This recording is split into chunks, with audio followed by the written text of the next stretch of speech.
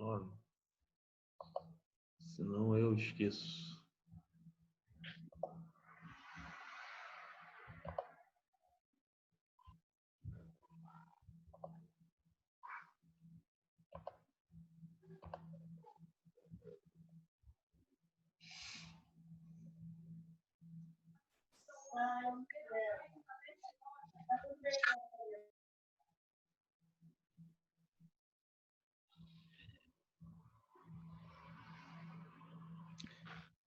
Vamos lá.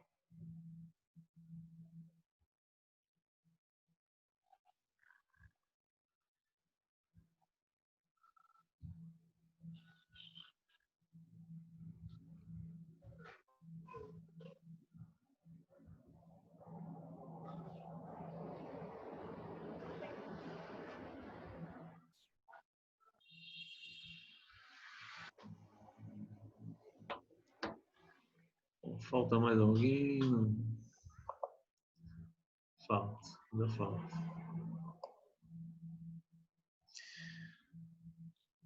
Bom, até aqui os irmãos entenderam? Sim. Tá? Os irmãos veem a discussão que está dentro da igreja, né? Nós já entramos aí quarto, quinto, sexto século e o sétimo, no sexto século aí ainda está andando essa questão da salvação. No sétimo acontece o problema da iconoclastia lá no Oriente. Tá? O problema da iconoclastia no Oriente. Deixa eu só botar isso aqui, só para não...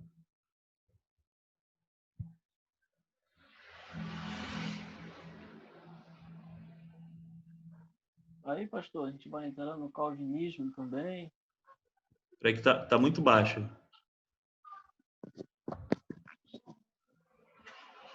Fala de novo que tá bem baixo. Não, a gente vai, aí, a partir daí, depois a gente vai acabar entrando também no calvinismo, estudar sobre Sim, Armínio. vem na época da Reforma, né? 1517 ali. Tudo isso influenciado por Agostinho. Lutero era um monge agostiniano. Tá?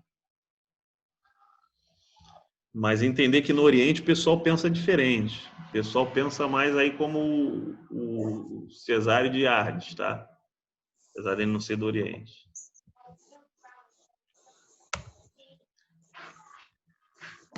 E aí vem os principais bispados aí, Roma, Constantinopla, Antioquia, Alexandria e Jerusalém, sendo que alguns consideram também de Cesareia, tá? Mas os principais, na verdade, são esses 5, ou seja, os bispos dessas 5 localidades, que eles chamavam de patriarcas, na verdade, né?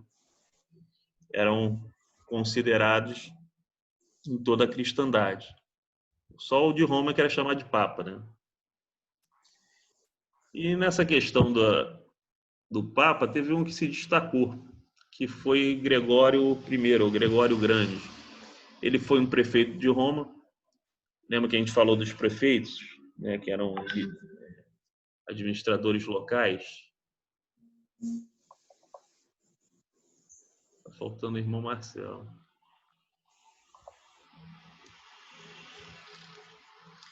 Eles eram administradores locais.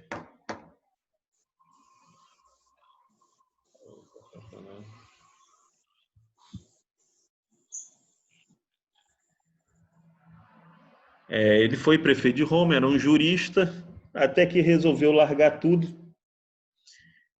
Fez bastante obra social como prefeito de Roma, largou tudo e virou monge.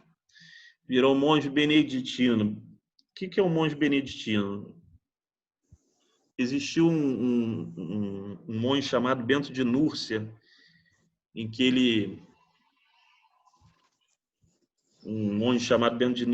estabeleceu algumas regras para servir como monge. Daí veio a ordem beneditina. Depois vão surgir outras ordens monásticas, franciscana, dominicana, certo? Essas ordens vão surgir,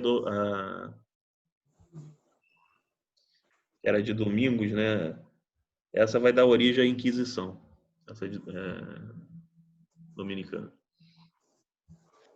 Mas aí Gregório, que foi um papa, por isso que no teu livro está aí de 590 depois de Cristo, o período do capítulo,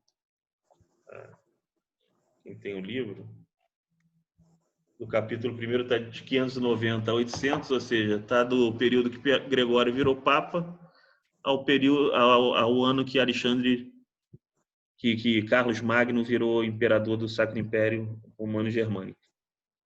Tá? Ele era prefeito de Roma, né? Ele virou monge. Ele foi ao papado, não queria ir, mas foi, visto que obrigaram ele virou papa, e ele começou a querer impor o celibato aos sacerdotes, né? Ele foi um grande promotor de missões, só que missão católica você sabe como é que é, né?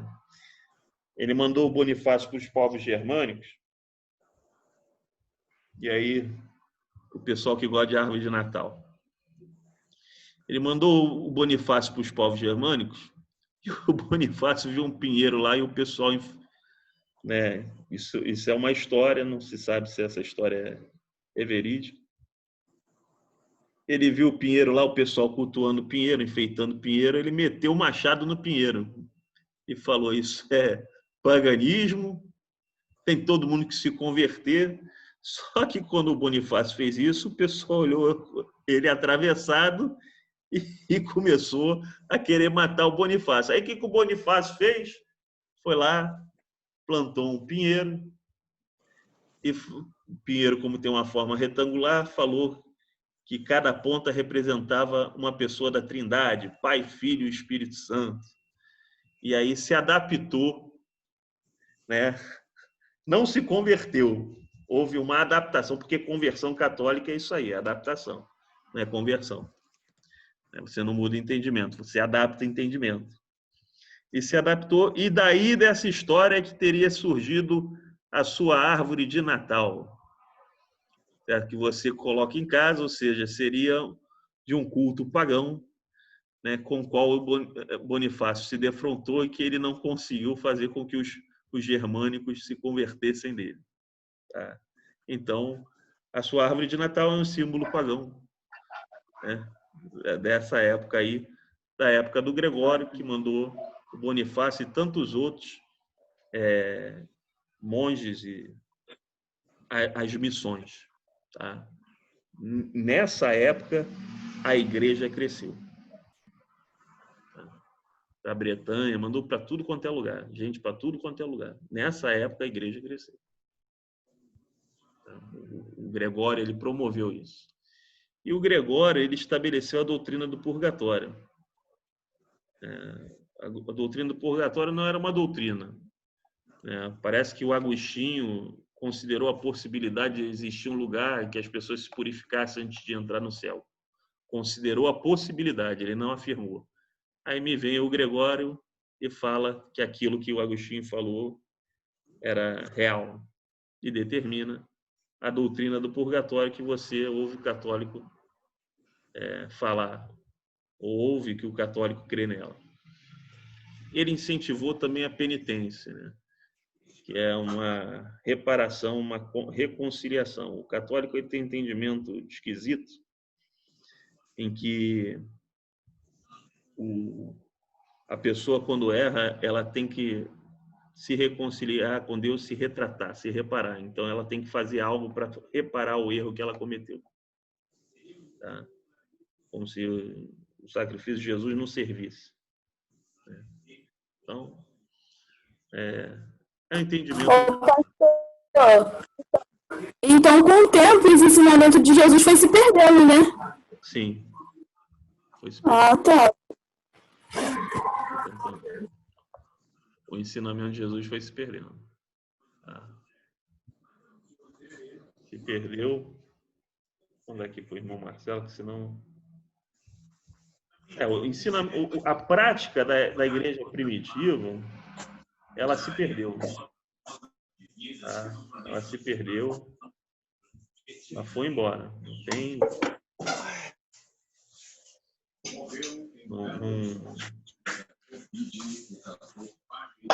foi se afastando, porque foi se dando muita ênfase à tradição. É entender o seguinte, gente, existem muitas práticas e muitos ensinamentos fora da Bíblia que não estão na Bíblia do primeiro século. Tá? Não foram registrados, ou foram registrados e se perderam. Tá? E é nisso que a Igreja Ortodoxa e a Igreja Católica se baseiam para se apoiar na tradição, para ter a tradição como autoridade de regra de fé, além das escrituras. Tá? Ensinamentos orais que se perderam, outros escritos que se perderam, que eles entendem que podem ter ensinamentos que não estão na Bíblia, que esses ensinamentos foram passados oralmente, onde eles consideram a tradição como a mesma autoridade das escrituras. Tá? Esse é o entendimento do catolicismo. Só que a gente não vê base para esses ensinamentos dentro daquilo que está na Bíblia. Então tem alguma contradição. Ó. A tradição seria tão contrária à prática dos apóstolos descrita nas escrituras, na Bíblia, os ensinamentos dos apóstolos descritos na Bíblia. A tradição tem tanta divergência com esses ensinamentos, fica estranho, né? Não deveria ter. A tradição oral da igreja deveria bater com os ensinamentos registrados por escrito, mas eles insistem nisso aí. Eita, por que não foi agora? E aí, no ano 1054, por causa das inúmeras divergências de pensamento que os irmãos já viram aí, que deram origem a vários tipos de pensamento, supostas heresias, divergências teológicas, não só acerca aí da pessoa de Cristo, mas acerca de salvação, até de liturgia, de culto, uma série de coisas. No ano 1054 acaba ocorrendo o cisma do Oriente. A Igreja do Oriente, ela racha com a Igreja do Ocidente, com a Igreja Romana. A Igreja do Império Romano do Oriente, do chamado Império Bizantino, a Igreja de Constantinopla, ela racha com a Igreja de Roma. Tá? Tem um cisma, um racha. E está aí o porquê do racha. Você tem aí a questão das duas, no Ocidente, Jesus teria duas naturezas, no Oriente, o pensamento do monofisismo, de uma natureza só de Jesus permaneceu, embora tenha sido taxado como heresia. Você tem a adoração aí das imagens, e tem iconodulia e a iconoclastia, que apesar de ter sido suspensa a iconoclastia no Oriente, esse pensamento acerca de como você vê a imagem não é o mesmo pensamento do Ocidente. A Igreja do Ocidente tinha uma visão mais para assuntos pastorais, assuntos de prática em si com o povo, diferente da do Oriente, que sempre foi voltada para assuntos teológicos, tá? Sempre para essas questões de pensar, teologia. Daí os grandes problemas que tiveram aí com relação às heresias. No Oriente, o sacerdote pode casar, no Ocidente começou a não poder, visto que o Gregório até incentivou isso. A questão da celebração da Páscoa, que no Ocidente era conforme o calendário gregoriano, e no Oriente era no domingo, após o equinócio. Você tem a questão do credo niceno, que esse é o grande problema, o ponto final, a gota d'água nessa questão do cisma. Porque no credo lá de Nicéia, falava que o Espírito Santo procedia do Pai. Não falava que o Espírito Santo procedia do Filho. Tá? Depois, a Igreja do Ocidente acrescentou que o Espírito Santo procedia tanto do Pai como do Filho. E a Igreja do Oriente gritou: vocês estão acrescentando algo no credo. Isso deu uma confusão danada. O Papa excomungou o patriarca de Constantinopla, o patriarca de Constantinopla excomungou o Papa, e eles estão até hoje tentando resolver essa questão, já voltaram a uma comunhão superficial, mas não se acerta. E aí ficou a Igreja Ortodoxa no Oriente e a Igreja Católica Romana no Ocidente. Quando a gente fala de Igreja Católica Romana, a gente precisa compreender o seguinte: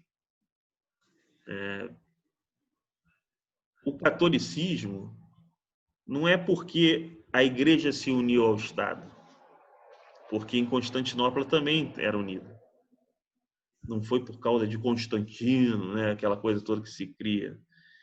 Foi porque as doutrinas elas começaram a serem fixadas nos concílios de uma forma que era de maneira diferente do Oriente. A Igreja Católica, a doutrina da salvação dela, baseada em Agostinho de Hipona. A teologia católica, toda baseada em Agostinho. Diferente no Oriente, que você tinha outros pais, né, da Igreja do Oriente. Tá?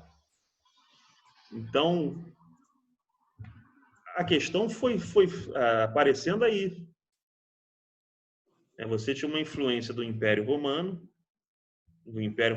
Ocidental, por isso que a Igreja Romana, a Igreja era católica, católico significa universal, foi Inácio que veio com esse termo. Inácio, que foi bispo de Antioquia no II século. Significa universal, ou seja, a Igreja era católica, sempre foi.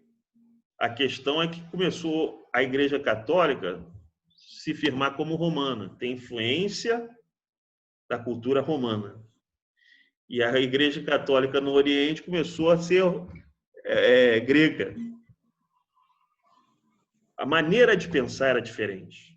Os impérios, a cultura era diferente. Até a língua era diferente, era latim do lado, grego do outro.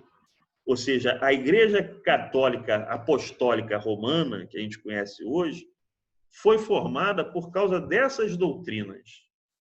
Não exatamente por causa da mistura com o Estado. É porque as doutrinas delas começaram a aparecer. A questão de Maria também, uma virgindade eterna, não nesse momento, mas anos mais tarde, começa a ver essa doutrina, uma doutrina absurda. Né? E aí, aconteceu alguma coisa aqui. Já sei o que foi. E aí, é esse corpo de doutrina, de dogmas, que a gente chama de Igreja Católica Romana. Tá? Porque nós temos uma Igreja Católica Oriental também, que é ortodoxa. Uma maneira de pensar diferente. Eu estava até vendo um bispo ortodoxo falar, a gente tem ideia, a Bíblia, a Igreja Católica nunca deu ênfase à Bíblia, nunca se importou em divulgar a Bíblia. Mas a ortodoxa teve essa preocupação. E sempre divulgou. Tá? Então, é uma mentalidade diferente. A ortodoxa fez isso. A romana é que não fez. Tá? A romana ficou muito preocupada em dar primazia ao bispo de Roma sobre os outros. Tipo, a minha vontade e os meus dogmas têm que prevalecer. Só que a maneira de pensar do Oriente era outra diferente. E é disso que se forma a Igreja Católica Romana. Vem de uma cultura latino-romana. A ortodoxa vem de uma cultura grega. A maneira de pensar é diferente. A cultura é diferente. O entendimento é diferente. Tá? Enquanto no Oriente você tem, nas questões de salvação, sinergismo, onde o homem e Deus cooperam para a salvação do homem, no Ocidente você tem só Deus opera a salvação, monergismo. Tá? Então, a Igreja Católica é formada pelos conceitos teológicos dela, católica romana, né? Que a gente chama de Igreja Católica. Pelos conceitos teológicos, não é porque a união com o Estado, porque a outra também era unida ao Estado, só que o outro Estado, né? Império Bizantino, o Império Romano do Oriente. Tá? E aí está aí o monofisismo e o diofisismo, as divergências entre eles. A veneração de imagens, a destruição de imagens, e a tal cláusula filioquia, que foi o acréscimo que a Igreja do Ocidente fez na questão do credo afirmado no Concílio de Nicéia. Tá? A verdade é que houve o racha porque você tinha dois impérios diferentes, dois impérios eclesiásticos. A grande verdade é essa. Você tinha o Império Eclesiástico em Roma, você tinha o Império Eclesiástico em Constantinopla, e um não queria se submeter ao outro. É isso aí, a grande verdade é essa. E de Constantinopla extremamente influenciado pelo imperador, pelo imperador romano do Oriente, pelo imperador bizantino. Já do Ocidente já não tinha tanta influência, porque o império que tinha agora é o Sacro Império Romano Germânico, que não se envolvia tanto nas questões da igreja. No Ocidente não se envolvia tanto, ou seja, a igreja do Ocidente tinha mais autonomia. A do Oriente já não tinha. O império era bastante presente nas questões da igreja, que era uma espécie de teocracia. Então, essas são as questões. Não é por causa a Constantino. Sim, ali misturou Estado com igreja, sim, misturou. Mas a Igreja Católica não surgiu dessa mistura em si. Surgiu da formação de um corpo de doutrina que estava errado, conforme o entendimento da cultura romana, a influência do Estado romano. E o corpo de doutrina ortodoxo oriental foi formado pela cultura oriental, grega, né? Com influência do Império do Oriente. Tá? Então, daí veio a doutrina. As doutrinas, na verdade, foram estabelecidas, foram influenciadas de maneira extrema pelos dois estados diferentes. Tá? Então, não tem essa questão foi Constantino, foi isso. Não, podia ser qualquer um. Tinha influência do estado da cultura, igual hoje no Brasil. Tu não vê crente indo lá para a porta do Palácio do Planalto esperar o Bolsonaro chegar? É a mesma coisa, irmão. O Eusébio de Cesaré, que era um historiador eclesiástico, ele escreveu a história eclesiástica, ele narra Constantino entrando lá para presidir uma divindade. O texto sobre precatórios foi contra a inclusão dos benefícios às igrejas. Ele defende aí aberto fala de benefícios. A televisão ligada aí. É precatório. Então, irmão, hoje a gente tem influência. Olha aí, saiu aí notícia aí dos precatórios com benefício à igreja. Olha aí a influência da cultura. Todo Estado influencia na igreja. A gente fala muito da igreja romana, a igreja evangélica vai ficar igual o catolicismo romano em menos de 100 anos. Não se iluda tanto. Nós já estamos cheios de senador e deputado lá. E alguns indo presos. Misturou faz tempo. Isso é influência da cultura. A influência da cultura. Foi o que aconteceu. A cultura influencia e acaba determinando as doutrinas que são pregadas dentro da igreja. Tá? Foi isso que aconteceu, tanto na igreja de Roma como na igreja de Constantinopla. Tá? Não aconteceu em Alexandria, por quê? Porque não tinha uma força do império por trás, que a Alexandria pertencia ao Império do Ocidente. Não aconteceu em Antioquia, por quê? Da mesma forma, pertenceu ao Oriente. Não tinha força. Apesar de Antioquia ter uma escola teológica forte e com grande ênfase judaizante. Era na Síria, ali em cima de Israel. Está entendendo? A localidade influencia. Se você sair daqui e for para a África, tu vai entender por que Paulo falava que o bispo tem que ser marido de uma mulher só. Porque tu vai encontrar gente dentro da igreja casada com duas, três mulheres. Ou para a Ásia.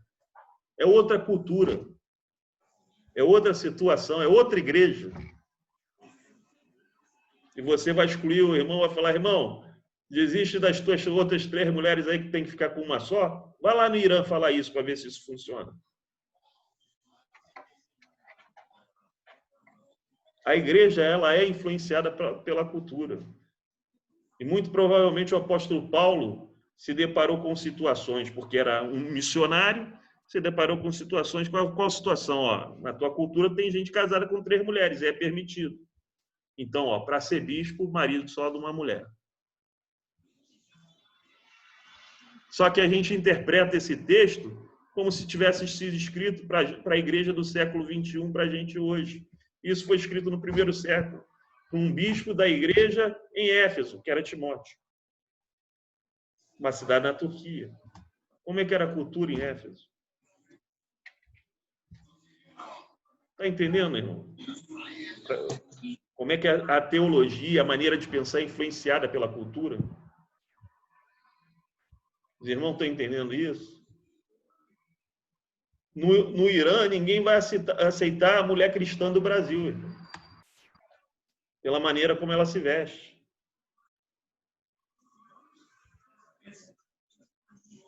Estão compreendendo esse tipo de coisa?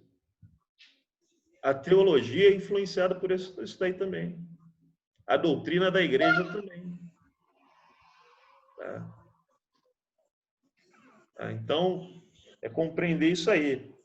E a igreja do Ocidente estava voltada mais para controle do povo, ter um poder sobre o povo. A do Oriente nunca se preocupou com isso porque o Império estava ali controlando ela. Então, nunca foi assunto pastoral, sempre foi assunto mais teológico, por isso as grandes divergências. Tá? Os irmãos estão entendendo isso ou está confuso? Que às vezes confunde. Que a gente começa a sair daquilo que a gente chama de sair da caixinha, né? Que a gente sai do nosso mundo, sai do Brasil, sai do século XXI, começa a viajar para um outro mundo, uma outra cultura, em outro século. É que a gente tem que se colocar dentro da cultura da época, né? Para poder compreender certas coisas. Para poder coisas. entender. Com certeza. Você vê que hoje a gente entende muito bem como figurado, né, que existem eunucos por causa dos homens, existem eunucos, né, de nascença e existem eunucos por causa do reino dos céus. O Orígenes não entendeu, se castrou.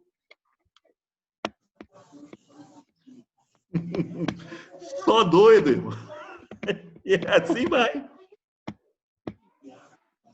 Para ver a maneira de interpretar do pessoal. Nós temos que tomar muito cuidado com esse tipo de coisa, tá?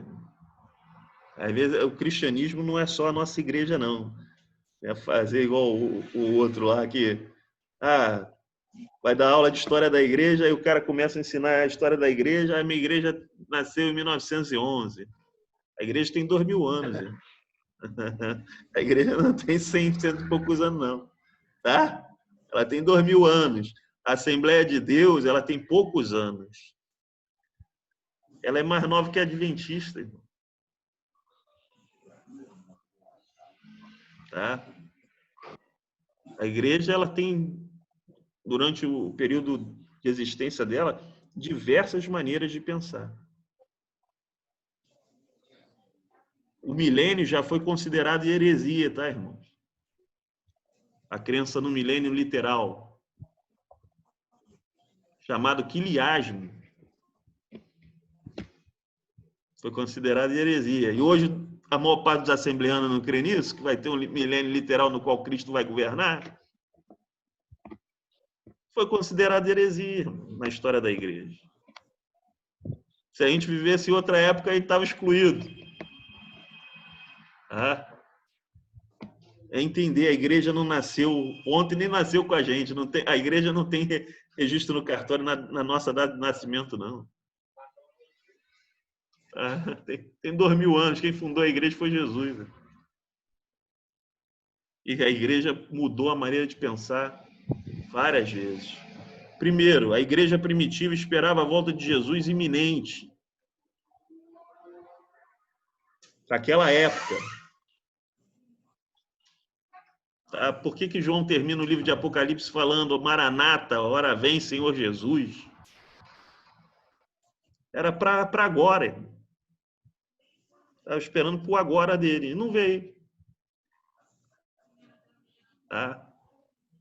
Aí a gente compreende as coisas de maneira errada. E isso nós vamos ver durante todo esse curso aí de... o pessoal que está fazendo seminário todo de teologia vai ver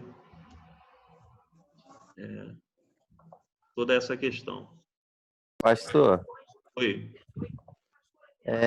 foi quem que promoveu a Inquisição desses lados aí? O Ocidente? Ocidente. O Oriente nunca promoveu nada. Você pode ver que o Oriente, a Bíblia, o Antigo Testamento do Oriente é a Septuaginta. Tá? Não tem em português. Eles nem se preocupam em evangelizar.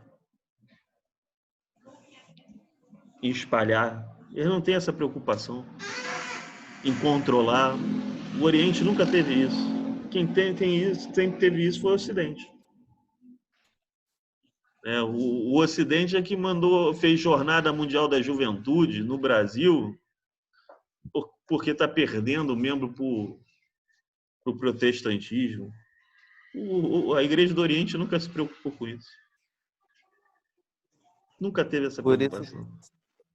Por isso também que tem muito daquelas mortes, né? Que eles matavam em nome de Deus, né? Na aula seria uma forma também de... Uma forma assim deles também tentar meio que controlar o povo. Eles usavam meio que o poder do Estado para matar, né? Sim, nessa época do feudalismo. Assim fazer um controle. E nessa época do feudalismo, o controle é via terror. Via terror entre aspas, né? Vai para o inferno. Como foi uma época em que não tinha ciência por causa do domínio dos povos bárbaros, não existia muito estudo, só dentro dos mosteiros, o que ficou é a crença no sobrenatural. Foi a única coisa que restou. Então, o medo de ir para o inferno é que controlava as pessoas. E por isso também que veio a Idade Média, seria algo também. Então, a Idade Média... Foi um período muito ruim, né? Sim, é o que eles chamam de Idade das Trevas. Que começou a partir da queda do Império Romano do Ocidente, lá no ano 476. Por causa dessa proliferação aí dos territórios das tribos bárbaras, onde eles foram conquistando. E nós paramos agora no ano 1054, no cisma entre a Igreja do Oriente e do Ocidente. No sábado, a aula vai continuar, a Mariana vai dar aula, vai falar sobre as cruzadas. E aí é que vai entrar por que as cruzadas foram realizadas. Um dos motivos é porque os feudos começaram a ficar lotados. E aí você não consegue sustentar aquele pessoal todo. E aí você aproveita o quê? Não, como o pessoal crê muito no sobrenatural, todo mundo que foi em Jerusalém tomar a Terra Santa dos muçulmanos vai para o céu. Tem seus pecados perdoados. O pessoal foi. Porque tinha promessa o quê? Se eu saio vivo, eu saio rico pelos despojos de guerra. Senão eu vou para o céu. Tá entendendo? E essa parte das cruzadas, então, foi uma matança ferrenha. E teve uma cruzada que invadiu Constantinopla. Ou seja, eles não estavam conseguindo vencer os muçulmanos, eles foram lá, arrebentaram tudo e saquearam Constantinopla. Negócio estranho, esquisito. um católico, aí já foi católico quanto que é católico. Olha só como é que funciona. Coisa de louco. Mas vai entrar, e vai entrar no período do... Ela deve falar do escolasticismo, período da escolástica, tá? Que é o movimento filosófico dentro da igreja, onde tenta se justificar a existência de Deus pela razão, cujo pai é o Tomás de Aquino. Tá? Irmãos, alguém tem mais alguma dúvida sobre o que foi falado? Ou alguma reflexão? Pode perguntar. Sem medo, sem dúvida. Porque dúvida também tem uma opção. Quanto mais a gente estuda, mais com dúvida fica. Pastor, tenho uma dúvida. Vai falar aí. Sobre os povos bárbaros. A principal motivação dessas invasões era o que? Era tomar terra, sei lá, tomar terra. Riqueza. Tomar terra. Era povo que vivia de conquistas, de briga entre um clã e outro, uma tribo e outra, tomando terra. E aí teve alguns líderes que sobressaíram, né? Aí começaram a surgir os grandes povos bárbaros. O dos francos foi um. Os francos foi um. Entendi. Entendeu? E isso cai em vestibular também, tá? Quem vai fazer Enem aí? Isso daí, esse assunto aí de feudalismo, povos bárbaros, essas coisas, cai na... Pastor Vladimir, Oi. mas de Gregório, lá naquela parte de Cão de Gregório, ele foi um marco divisório da Idade Antiga para a Idade Média, na história da Igreja, mesmo com a distorção de Agostinho. E Agostinho se aventurava em dar ideia e ele, tipo assim, desenvolvia aquela ideia e botava como doutrina da Igreja Católica, não ok? Sim. Só que o Gregório, ele foi alguém que influenciou muito, né, dentro da igreja, como líder. Principalmente na questão das missões. Foi quando a igreja espalhou pelo mundo. Principalmente na Bretanha, que hoje é a Inglaterra, né, que a gente conhece. Ali cresceu, ali o negócio se expandiu. A igreja se expandiu ali com o Gregório. O livro de vocês até menciona que ele fez uma procissão, uma passeata, né, em que Deus operou uma cura, né, afastou uma praga, né? E isso deu um nome a ele, fora o que ele já tinha feito como prefeito da cidade. Né? Ele era alguém dedicado. Então ele tinha condição ali humana, né, de fazer a coisa crescer, e fez. Ele foi um ícone aí. Ele fez diferença ali no papado. Né? Só que fez diferença para bem e também para mal, né? Esse é o problema da igreja considerar a tradição, tá? Aí qual é a tradição? Agostinho pensava no purgatório e falou, não, purgatório é real. Tá? Mais alguma dúvida, irmãos? E aí a gente vai encerrar. Ninguém tem dúvida? Amém, então. Irmã Eliane, pode fazer essa oração para a gente terminar? Amém.